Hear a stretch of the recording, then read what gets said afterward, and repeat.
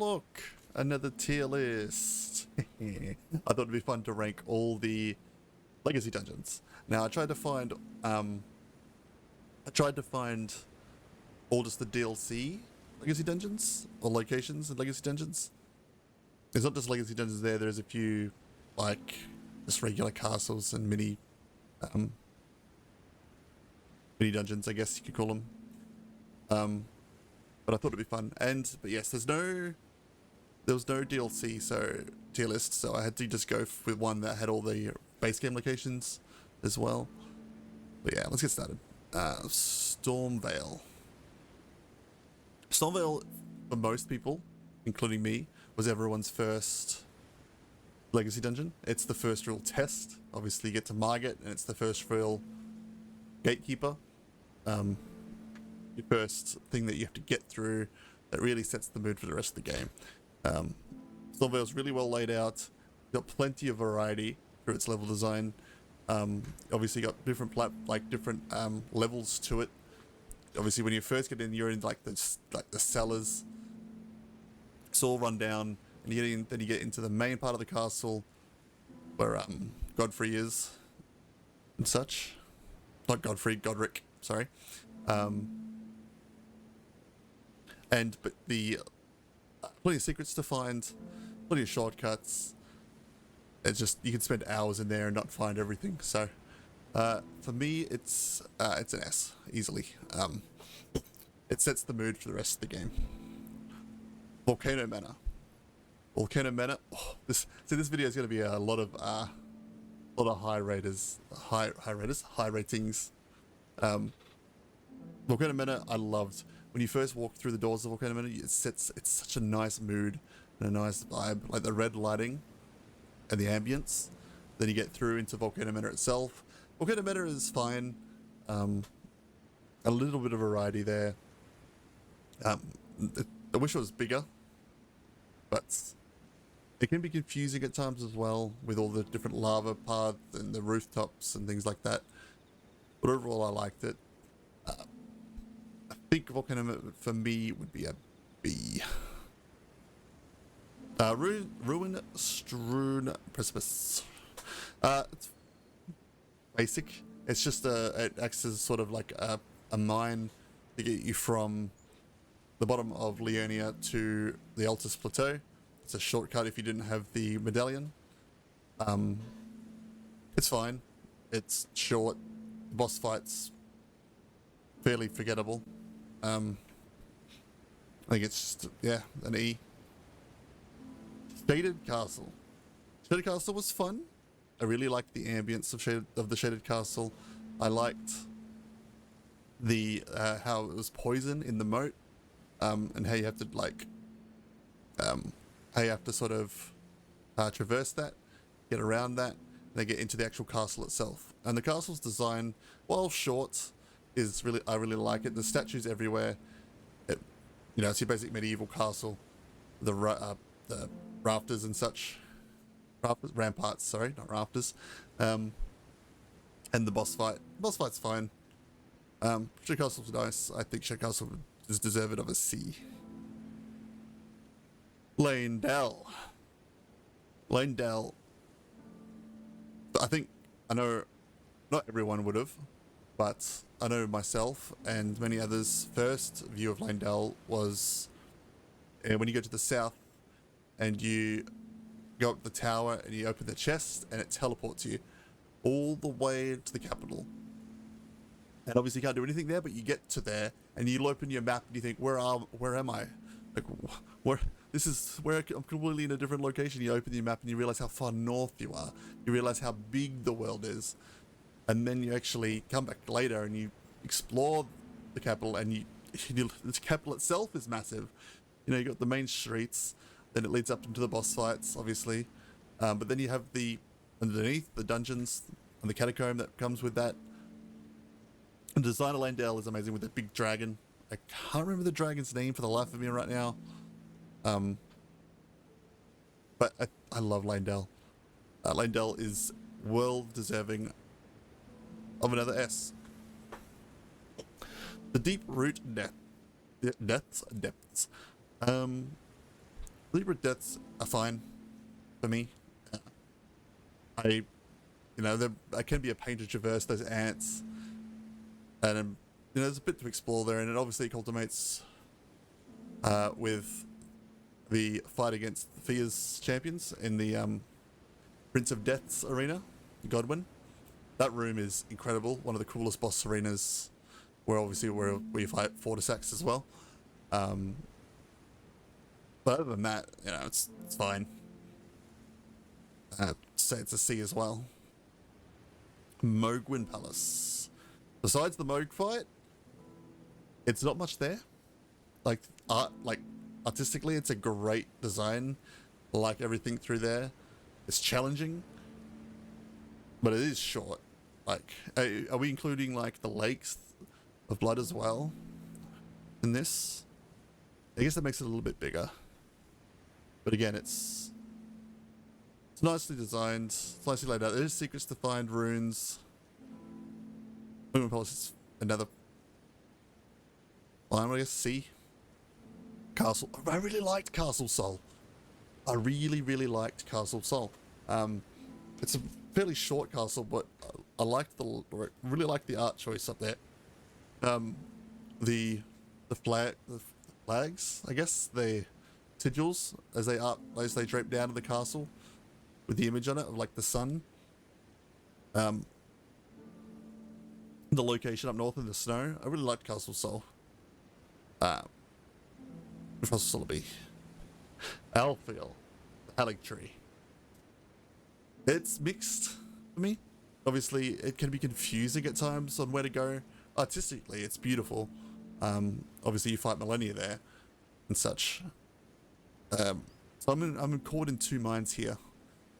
Where to place it, because it is gorgeous. A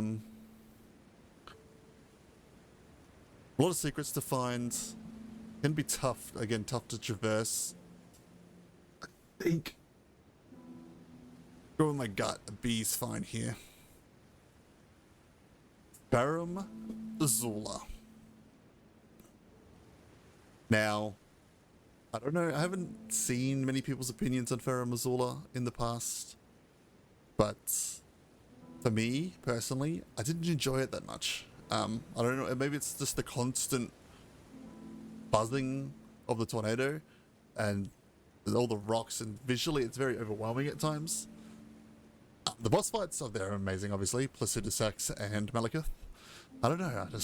I didn't love it as much as some people might have. Personally, it's a D. Better than the Ruinous Precipice, obviously. Siofra River. What an amazing place to find. Obviously, again, for many, the first time you see it, you probably go down the elevator, you get to the bottom, and you realize this entire map underneath the big map, the main map. Beautiful location. Fun to explore. Great boss fights down there. Obviously, you get the ancestral spirits with a beautiful soundtrack. I really like the Silver River. That's an A. We'll go over this again at the end, and we'll have a look, and we'll see if anything needs changing and such. Nothing in the F, honestly. I don't think. Looking at this, actually, we could probably put the Lake of Rot in the F. Let's be real. The Lake of Rot. While we all meme that we want more poison swamps, the Lake of Rot is it's a pain to traverse and such. The boss fighting one of the boss fight that I can't remember the name of that boss. I literally just fought one recently, and I can't remember the name of it. Obviously, you fight that on the lake, or you try to get to on the bit of rock platforms that you can get to. But the Lake of Rot, pass me on that. I try and avoid it as much as possible. Castle Morne. I enjoyed it. While it was short, I liked the story. Again, all of these locations have stories to them as well in the lore. So Castle Morne, obviously you meet the daughter of the Edgar, the castle, and she wants you to go to the castle with a letter to let her father know that, you know, to come back to her and don't worry about defending the castle. You go there and you see that it's overwhelmed, and you give the letter to him, and you help the castle. You free the castle by defeating the boss at the end, and he goes back to her and she's slain, and it sets up a whole tragic story regarding him. So I really liked Castle Morne in that regard, and I liked, again, like visually the storytelling. Like obviously they've overthrown the castle. There's bodies everywhere in the main courtyard. There's fighting constantly going on between the soldiers and the I cannot remember the name again. I'm butchering. My memory's like a sieve right now. I just can't remember things.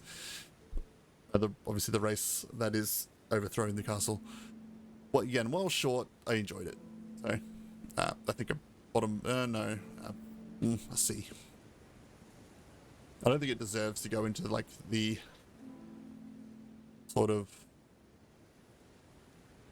level of like these three for me. Raya Lucaria. Oh, gorgeous. Another S. I think it goes just what I have it above Leyndell. We'll go over that again in a minute. That's fine for now.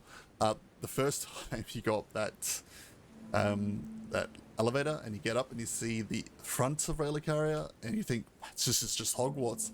It's so stunning. And there are so many secrets to find throughout the castle. When you think you found everything, like I went through all the way through. I fought the Red Lion. I fought Renala, and then I wasn't about to leave, but I was exploring and I found the rooftops that you can just traverse.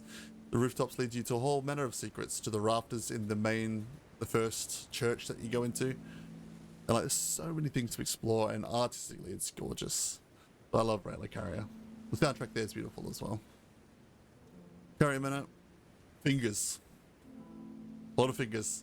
And a big grassy courtyard. Castle's nice. It's rather forgettable, though, in the long run. There's a few things to get there. Obviously, it does. Boss fight's nice. And it does lead you to the three sisters, which is part of the Rani questline. But other than that, we're rating it on the actual location, not where it gets you to. So, wait a minute. It's a D.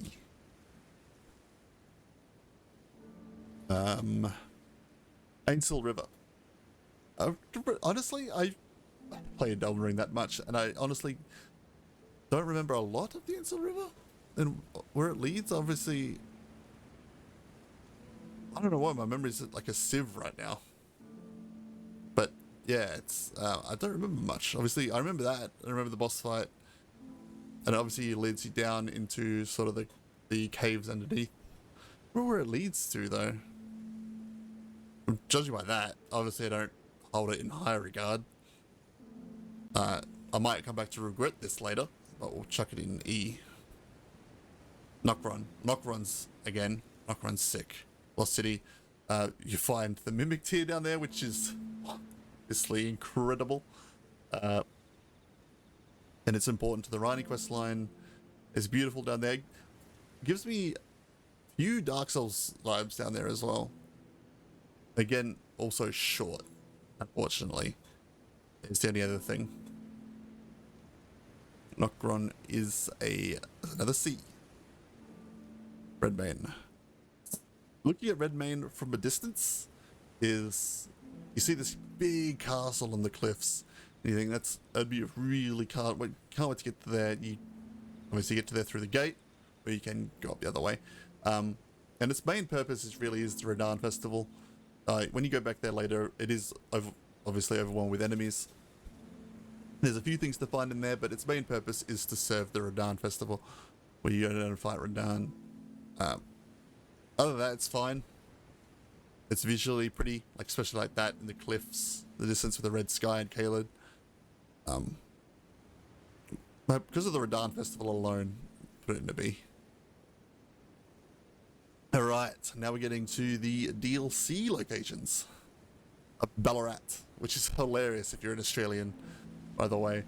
Obviously it's a city in a town in Victoria, in the state Victoria. Ballarat, it depends which way people went. I know some people could have gone to Castle Ensis first. Some people went to Ballarat. I went to Ballarat first. So again, it's like Stormveil. Like it's your first major. Obviously, get into the Land of Shadows, and you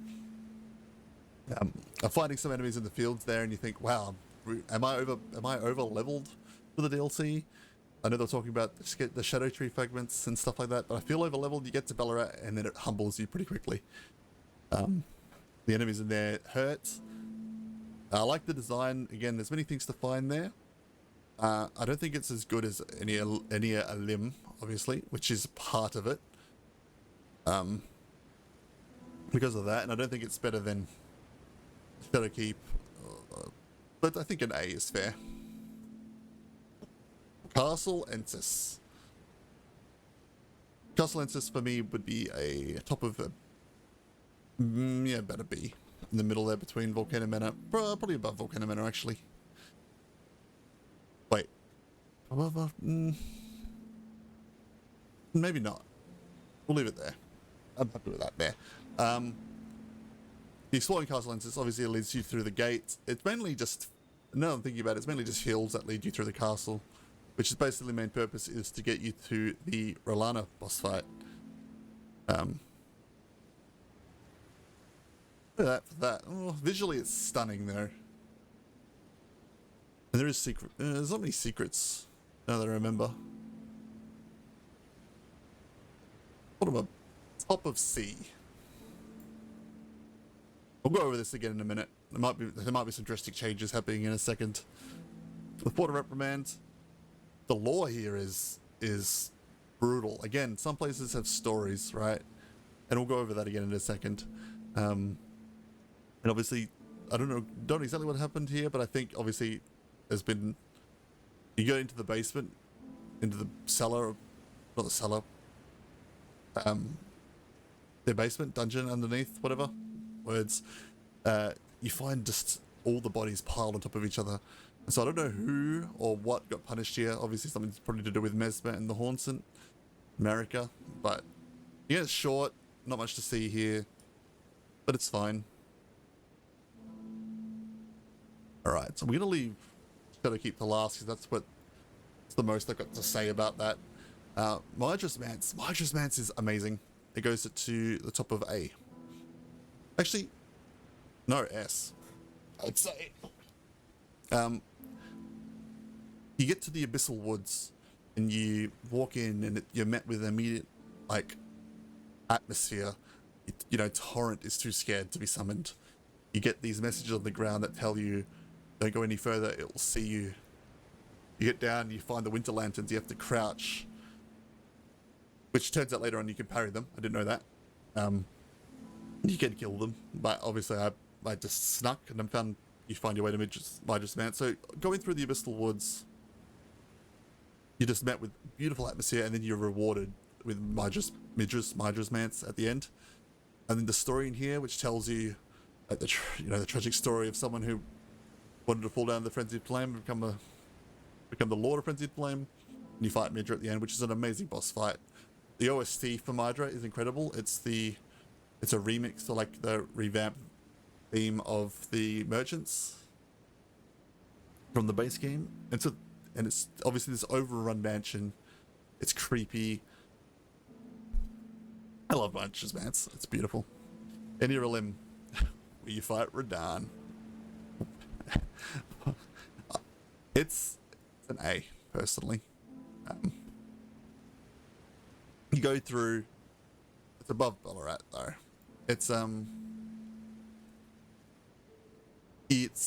You go through and you meet the lion-headed guys with the frost, but like, I can't remember exactly what they're, not like the lion dancers, the vine lions that you fight.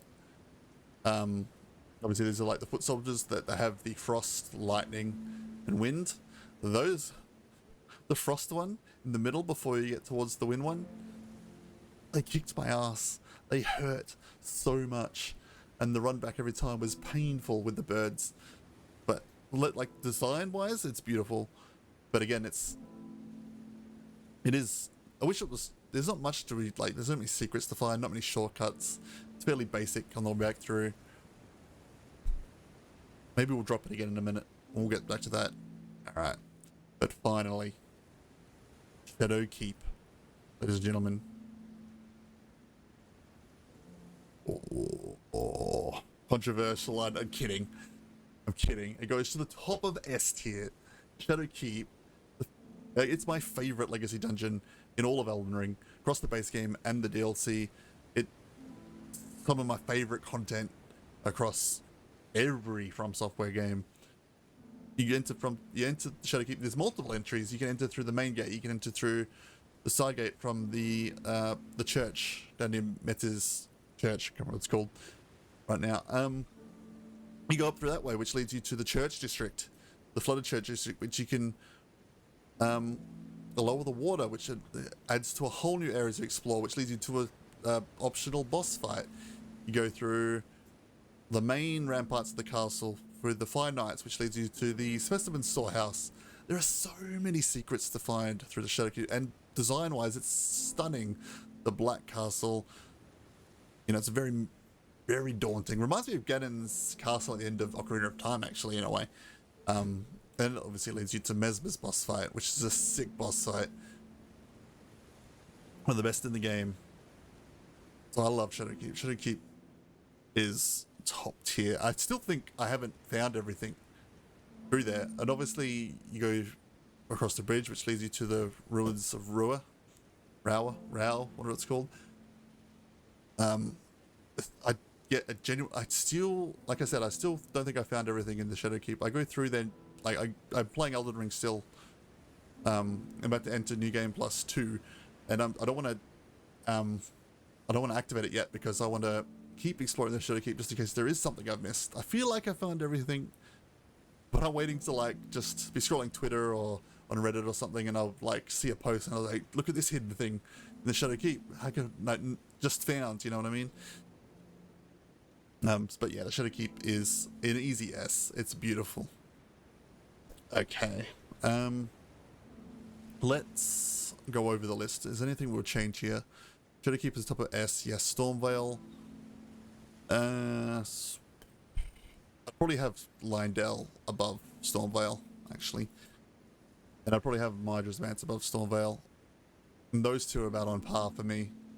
Siofra River is fine in A.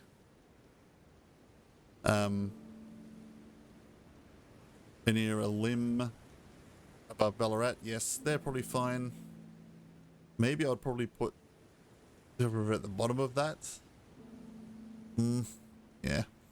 Volcano Manor at the top of B, that's fine. Castle Sol, Elfiel, Redmane, I'm happy with that. Castle Entis, the Shaded Castle, Deeproot Depths, Moghwyn. We could. Ooh. I'm just thinking about it. Yeah. No, I'm fine with that. I'm happy with the list overall, I think. Now, is there anything I'd bump up and down?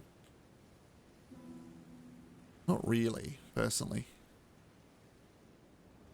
I'm still support on Elfiel a little bit. Happy with that. Alright, we'll just leave it. We'll face the consequences of my choices. I might have a lot of hate for some of these decisions. I don't know. We'll see. But yes. Again, the Ainsel River. I honestly, for some reason, I just cannot remember it going through there. But because of that, maybe it's not that. Maybe I don't remember it that much. Maybe I didn't enjoy it that much. But yes, what do you think of the list? Do you agree with this? Do you not agree with this? Let me know. And again, you showed amazing support on the last tier list with the bosses from the DLC. So yeah, please show some more love to this video if you want. I want to do more Elden Ring and FromSoftware content. Maybe some more lore videos. Just I don't want to do tier lists forever. Maybe some just challenge runs as well that I do on stream. I can cut them down, edit them, and throw them up as well. But yeah. Until then, peace, much love, look after yourselves, bye.